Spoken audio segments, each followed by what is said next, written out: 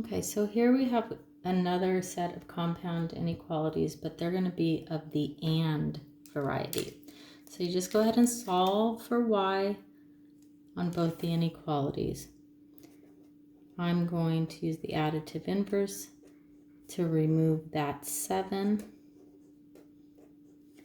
So 3y is less than 2y minus 7. And now I'm going to use the additive inverse to remove that 2y on the right side. And 3y minus 2y gives me 1y, which is great. That's what I want. And I think it's going to be less than negative 7. So I'm going to solve this inequality over here. I'll use the additive inverse property. I'll take away that 8, and I'll do it on both sides. So 4y is greater than negative 56. I'm going to now use the multiplicative inverse property. And since I'm multiplying by a positive, do not switch that sign. We only switch that symbol, that inequality symbol, if we were multiplying or dividing by a negative, and that's a positive 1/4. So 1/4 of a negative 56 is negative 14. So I have two constraints.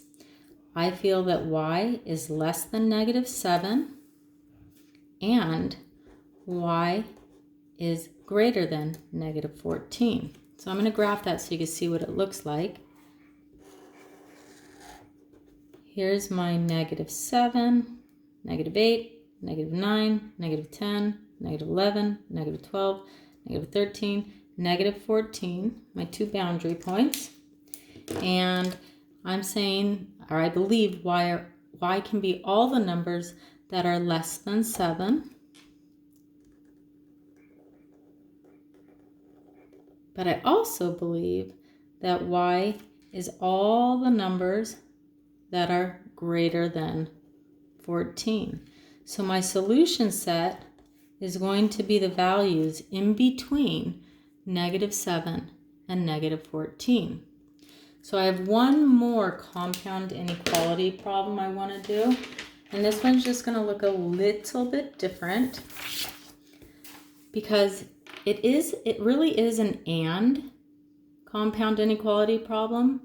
What it's saying is negative 16 is less than or equal to 3x plus 5, which is less than or equal to 20. And in reality, what this question is it's basically two inequalities. It's saying that negative 16 is less than or equal to 3x plus 5. And then it's also saying that 20 is greater than or equal to 3x plus 5. And we could separate them into two different inequalities, but I'm going to go ahead and solve it just like this. Remember, we want to get x all alone. That's our job. So I'm going to use the additive inverse property. I'm going to take away 5 from all these parts. So I have negative 16,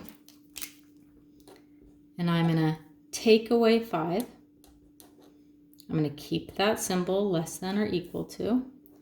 I have my 3x plus 5, and I'm going to take away that 5 is less than or equal to 20 minus 5. So I use the additive inverse in each part of the compound inequality. And now I'm going to go ahead and simplify. Negative 16 and negative 5 is a negative 21 is less than or equal to, and now we only have 3x in the middle here, is less than or equal to, and 20 minus 5 is 15. So the only thing I have to do now is I need to use the multiplicative inverse property to get just x. I don't want 3x's, I want 1x. So I'm going to multiply each part by a third.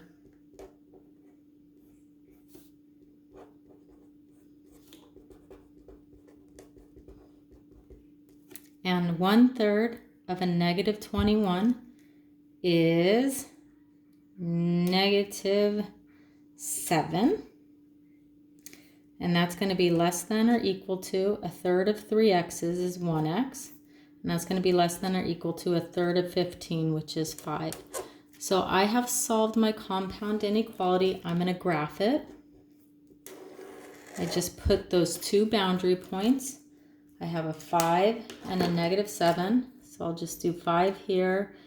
4, 3, 2, 1, 0, -1, -2, -3, -4, -5, -6, -7. And I think that x is all the values that are greater than or equal to -7. So greater than. But I also think that x is equal to or less than 5.